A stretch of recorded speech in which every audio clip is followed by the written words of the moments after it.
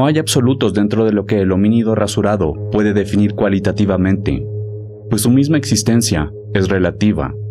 Los absolutos son los principios de la verdad, las leyes universales. Dentro de la creación mental de la que somos parte, existimos buscando definir circunstancias comparativamente. Es decir, ¿cómo definimos que algo es bonito? Para ello, debemos definir que algo es feo. Al igual, con lejos y cerca, frío, caliente, lo bueno y lo malo. Conócete. Conoce las reglas del juego y conoce a tu adversario.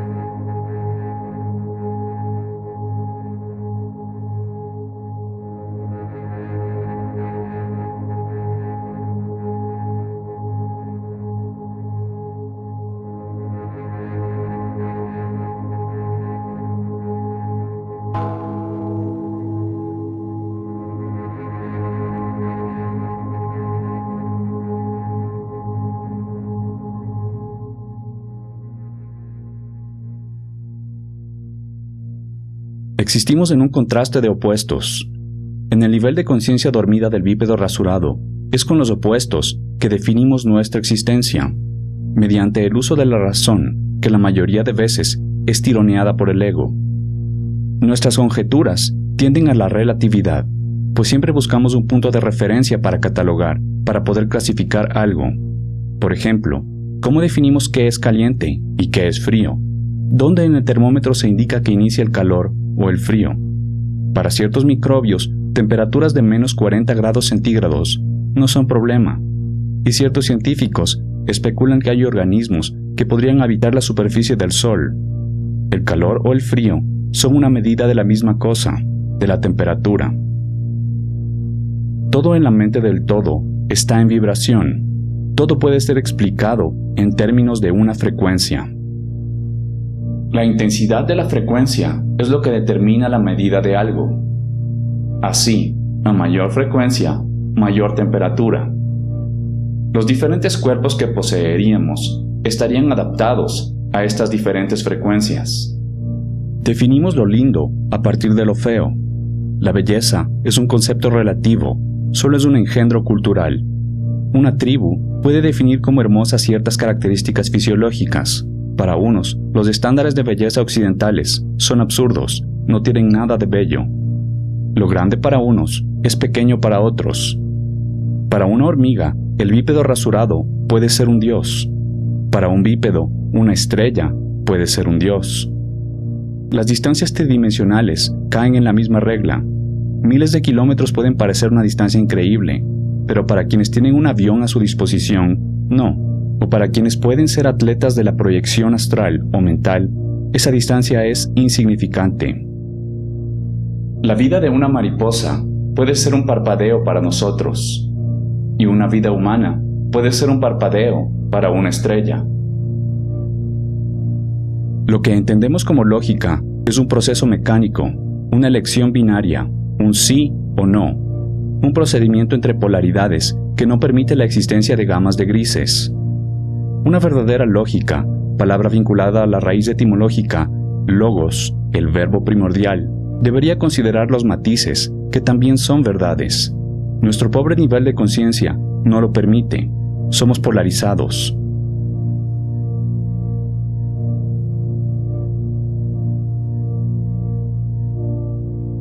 La verdad y el error, o la mentira, son polaridades siempre polémicas. El falso ser siempre reaccionará defendiendo su falsedad. El ego siempre se cree verdadero, único, sustancial, y más aún, nutrido de una ofuscación global satanista, considera que cada quien tiene su verdad. Somos seres relativos, sí, nuestra existencia corpórea lo revela, pero los conceptos pueden ser depurados hasta llegar a niveles de un entendimiento más puro, de comprensión pura. Sí existe la verdad, y sí existen las verdades absolutas, como son los principios de la verdad. Maya, en las escuelas hinduistas, es la ilusión, lo irreal, lo que no es.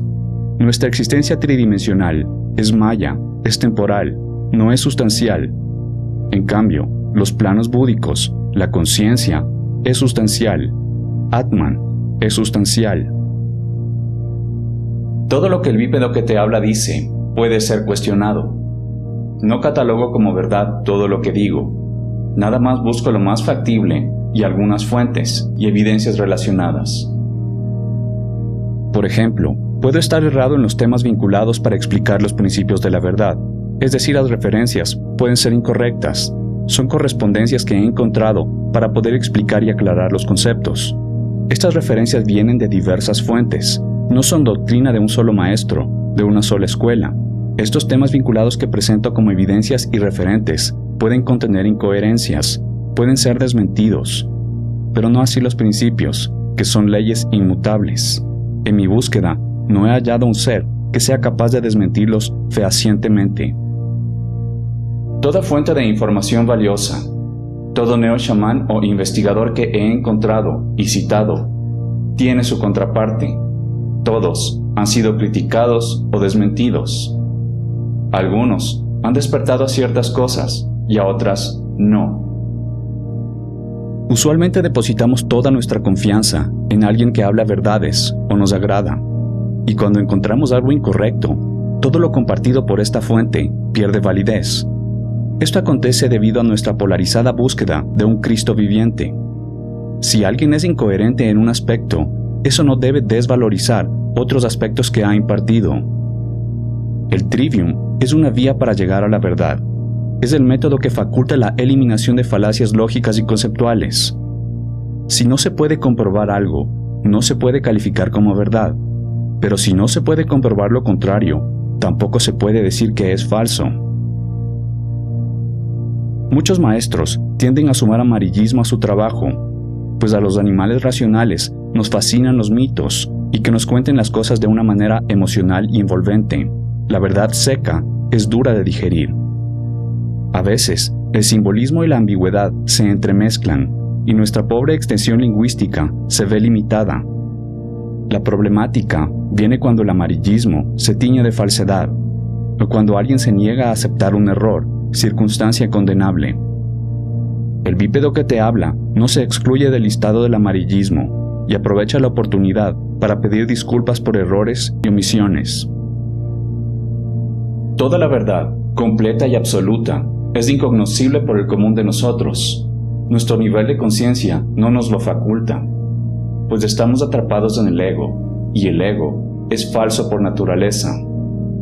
Pero podemos y debemos buscar trascender el ego, buscar una muerte iniciática, trascender los yoes del falso ser, ver a través de Maya, la ilusión, y acercarnos cada vez más a eso que es cierto.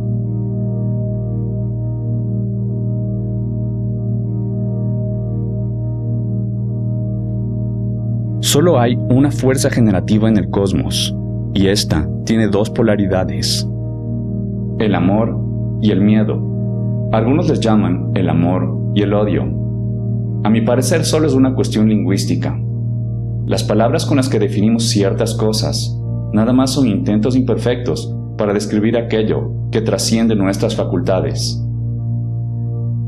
La vibración de las emociones es medible, su frecuencia es cuantificable. El HeartMath Institute cuenta con herramientas que son capaces de capturar las frecuencias que nuestro corazón emite en distintos estados emocionales. El odio se deriva del miedo.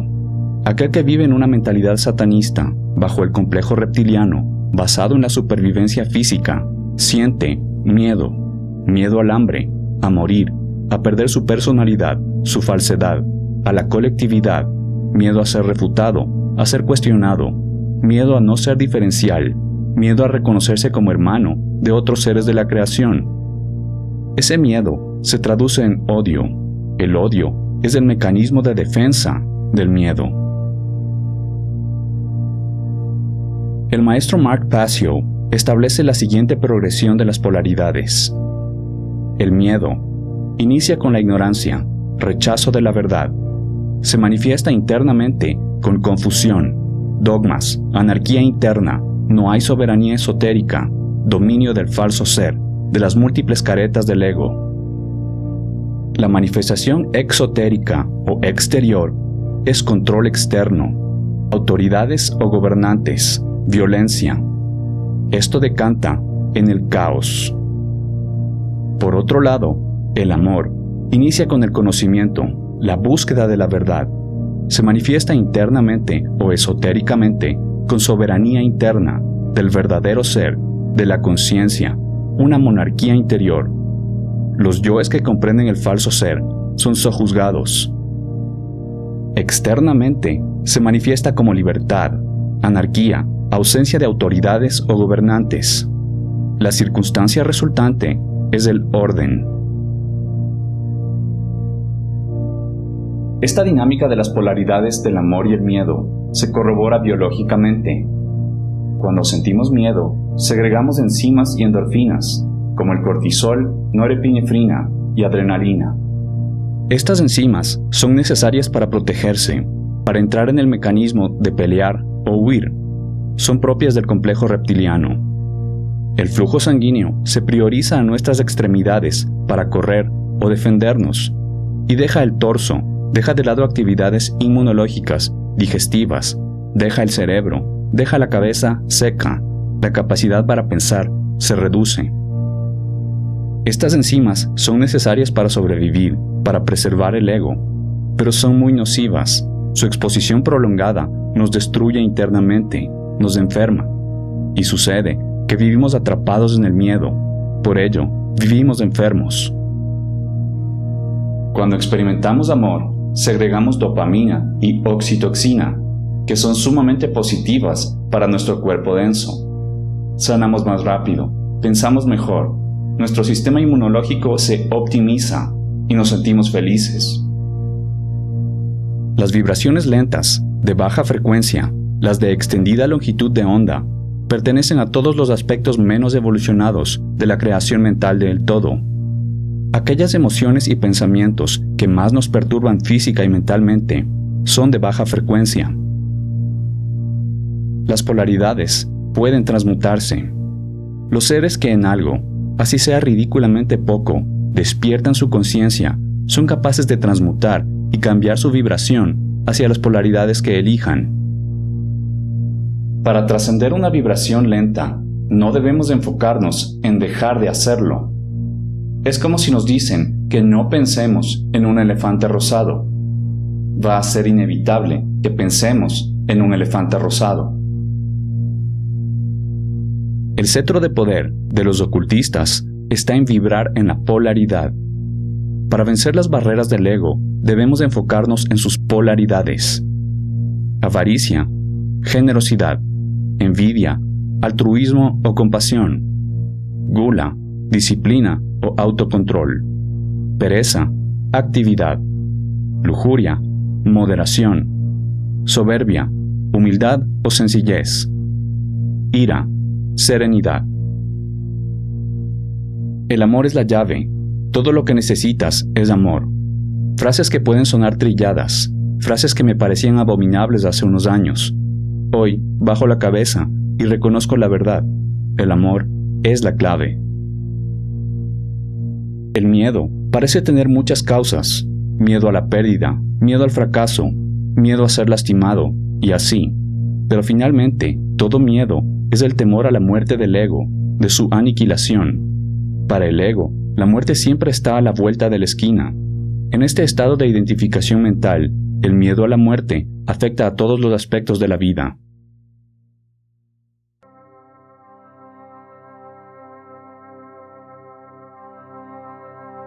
Polaridades típicas que encontramos son frío, caliente, el cielo y la tierra, realidad y dualidad, humano y Dios. Pero sin duda, la más polémica, aquella que más confusión y ofuscación recibe, es la del bien y el mal. No hay un malo absoluto, solo algo más malo que otra cosa, o un bueno absoluto, solo algo más bueno que otra cosa. Es muy importante que el aspirante entienda esto. Los ocultistas oscuros han ofuscado este concepto con el fin de avalar el relativismo moral. Si bien toda conjetura de la mente finita del bípedo es relativa, la moralidad, en la fuente no es relativa, pues la moralidad no es un invento del animal racional. Está instaurada por la fuente o es inherente en la naturaleza, y debemos siempre buscar descubrir más de ella, buscar más moralidad, buscar la perfección. El colmo del antropocentrismo, de la arrogancia del bípedo rasurado, es creer que la moralidad es un invento suyo. La moralidad no es un invento, es un descubrimiento. Es una construcción que está instaurada en la creación mental que llamamos naturaleza. Tal vez creamos que matar a una persona y comérnosla es malo, pero en una tribu caníbal esto puede ser normal. Para ellos no es malo. La poligamia es muy mal vista en Occidente, pero en el Medio Oriente es al contrario. El comportamiento va dictado por el esbirro satánico de la cultura, arma de los gobernantes. La cultura nos lava el cerebro.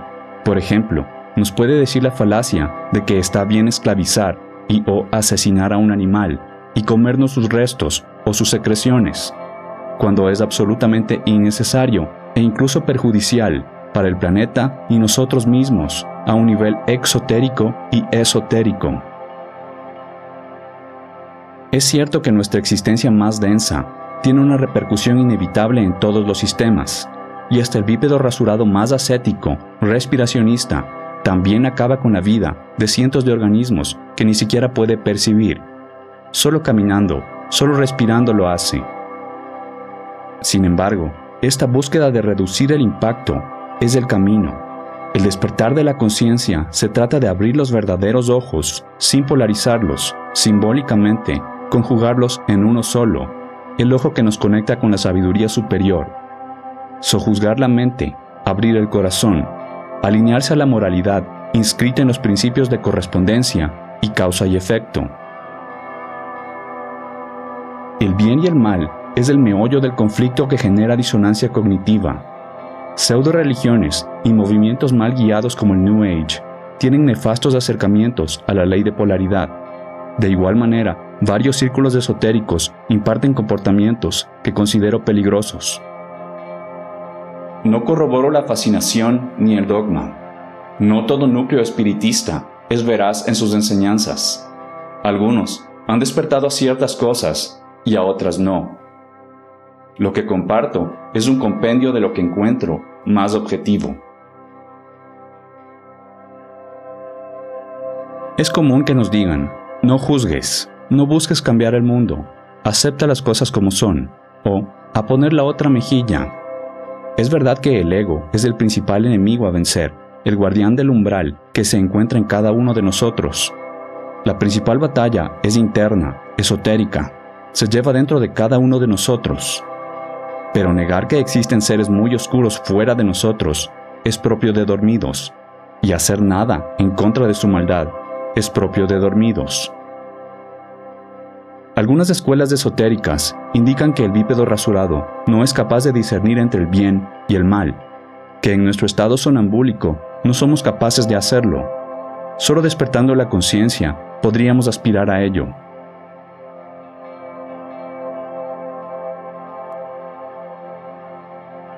A continuación, mi aproximación. No estoy de acuerdo ni en completo desacuerdo con estas afirmaciones. El bípedo es un ser relativo que aprende y define a partir de los contrarios, que le es muy difícil definir aquello que es absoluto, como lo son los principios de la verdad. Todos los bípedos rasurados somos inmorales, incluyendo el que te habla. Y no es con intención de juzgar, no soy quien para juzgar, solo es una conclusión evidente.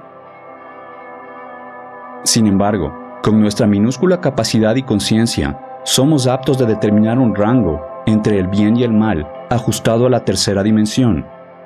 Una sintonización conceptual que busca la precisión y evolución empleando nuestras capacidades mentales y emocionales para comprender la naturaleza.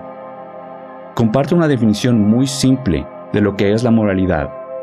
A mi parecer, la mejor manera de comprenderla es con el método apofático, es decir, definiendo su polaridad, definiendo la inmoralidad. De esta manera, es menos ambiguo. Todo aquello que hace daño a otro ser es inmoral. Así de simple. Por ende, si algo no hace daño a otro ser, es moral. De ahí que la libertad y la moralidad son directamente proporcionales.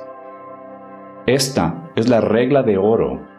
Toda verdadera religión profesa esta regla básica, desde el jainismo, donde no se mata ni a una mosca, al islamismo y cristianismo, donde en su tergiversada forma se justificarían crímenes horribles.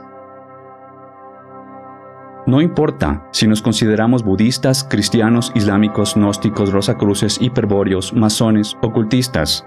También si consideramos que estamos en un reformatorio cósmico, una cárcel planetaria, incluso si consideramos que el mundo entero, el universo y toda la manifestación material son creaciones satánicas de un demiurgo. La moralidad y su trasfondo es la misma, aplica en toda verdadera gnosis y religión. Todo ser que se considera ateo, agnóstico, incluso satanista, está suscrito a la ley moral espiritual. El falso ser siempre buscará excusas, siempre buscará tener la razón. El verdadero ser busca acallar la disonancia cognitiva, pero al estar atrapado por el ego, no se manifiesta esta búsqueda de la verdad, sino cada uno de los yoes del falso ser busca un argumento de acuerdo a su conveniencia. De la definición de moralidad recién compartida, el falso ser engendra la polémica en la definición de las palabras daño y ser. A continuación, hago lo que está en mis escasas posibilidades por aclarar esto de acuerdo a mi comprensión. El daño se refiere a la trascendencia externa, que puede ser física, vital, emocional, astral y causal. Incluye perjuicio, esclavitud, limitación, violencia y coerción. Para la definición más polémica, el ser. El ser no es solo nuestra familia, amigos, raza, género, paisanos, especie. Toda la creación tiene un nivel de conciencia. Hay seres que ni siquiera somos capaces de percibir. Y sí, es verdad que tan solo respirando, tan solo existiendo en la tercera dimensión, repercutimos en la muerte de seres que ni siquiera percibimos. Sin embargo, el sumum de la comprensión humana, del principio de correspondencia, es la expansión del círculo de compasión, el considerar todo efecto, toda repercusión de nuestras acciones y buscar mitigarlas. Todos somos hermanos, las estrellas, animales, vegetales y minerales. Para un bípedo rasurado ordinario en la tercera dimensión, que no es una seta que vive en la montaña y que se alimenta exclusivamente de prana, aquello que la comprensión más simplificada puede abarcar es considerar con más énfasis a nuestros hermanos más cercanos, aquellos que tienen un kama rupa, cuerpo emocional de las escuelas como la hinduista, es decir, el animal racional y el reino animal, aquellos individuos que podemos percibir con nuestros sentidos. Esto incluye invertebrados, por si no está claro. Y sí, hasta las almas de 6 patas tienen derecho a vivir. Que no se malentienda esto como fanatismo. En muchos casos, nos vemos tridimensionalmente amenazados por algún ser, nuestra salud e integridad comprometida. En dichos casos, de no ser posible una reubicación, es necesario deshacerse de otras criaturas que pueden ser de cualquiera de los reinos de la creación. La autodefensa es un derecho de todo ser. El reino vegetal merece nuestra atención. Estamos íntimamente relacionados. No podemos existir sin él.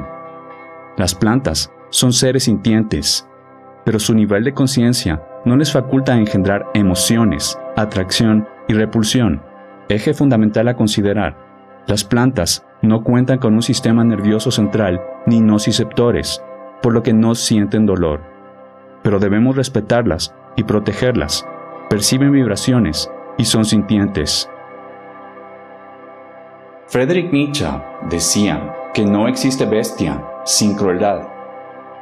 En efecto, las únicas bestias sobre la tierra que podemos percibir con nuestros sentidos ordinarios somos los bípedos rasurados. El concepto de crueldad no existe en el reino animal, vegetal o mineral. Los animales son inherentemente libres porque son inherentemente morales. Al no tener un cuerpo mental desarrollado, no fraguan conceptos, símbolos, no ejercen juicio moral. Ellos no tienen ego, solo responden a sus complejos cerebrales y avanzan la conciencia de acuerdo a las posibilidades de sus vehículos o cuerpos temporales. El sistema capitalista, al igual que el comunista, es extractivista, es de egoísmo, en otras palabras, satanista. Destruye a la tierra, que es un ser, un organismo, y por ende, a todos los que habitamos en ella. La minería, depredación, monocultivo, el abuso, la desnaturalización, el especismo, son inmorales. Especulación, consumismo, desperdicio, burocracia, mercadeo, falsa milicia. La mayoría de actividades del bípedo son inmorales. Para el falso ser, aceptar esta verdad es inimaginable. Aceptar que los años que pasamos supuestamente educándonos para ejercer una profesión fueron de puro control mental. Aceptar que a lo que dedicamos al menos 8 horas al día es inmoral, que laboramos en una logia negra o que quizá hemos dedicado una vida entera a una actividad destructiva y esclavista diseñada por el culto oscuro, es impensable para el falso ser. No hace falta mencionar aquellas actividades que son un consenso de maldad, como guerras, asesinatos, robo y mentiras. Todo bípedo rasurado con grados de psicopatía ordinarios lo reconoce. Estas actividades son derivadas de las 7 barreras del ego. El bien y el mal tienen una definición absoluta en la fuente, en el todo. Nosotros solo podemos asimilar y definir rangos. El todo no necesita de conceptos. No podemos utilizar los adjetivos de bueno o malo para calificarlo. Dios no es bueno o malo. Eso que es el bien y el mal, la moralidad, es una ley divina, instaurada por el todo en el entramado akáshico. Los seres oscuros, falsas enseñanzas, nos dirán que dejemos que cada quien siga su camino, que debemos respetar cualquier actividad denominada como cultura. La cultura es un esbirro de la maldad, propia de la manada inconsciente. El control mental de estas premisas envenenadas entronizará la relatividad moral, que es uno de los principales axiomas de la religión llamada satanismo. Debemos combatir este nefasto cisma mental. Esta ofuscación nos hunde en el libertinaje, en la condonación de la inmoralidad. La libertad es una función de la moralidad. La moralidad es una función del amor. El amor es una función del Buddhata o la conciencia, que a su vez es una función del todo, o Dios. Ampliar la conciencia es salir de la mecanicidad, trascender el ego y reconocernos como espíritu. Trascender el ego es reconocer los principios de la verdad, y esto empieza aquí mismo, en esta vida, en la tercera dimensión. Reconocer la diferencia entre el bien y el mal y ser cada vez más específicos en este concepto es ampliar la conciencia.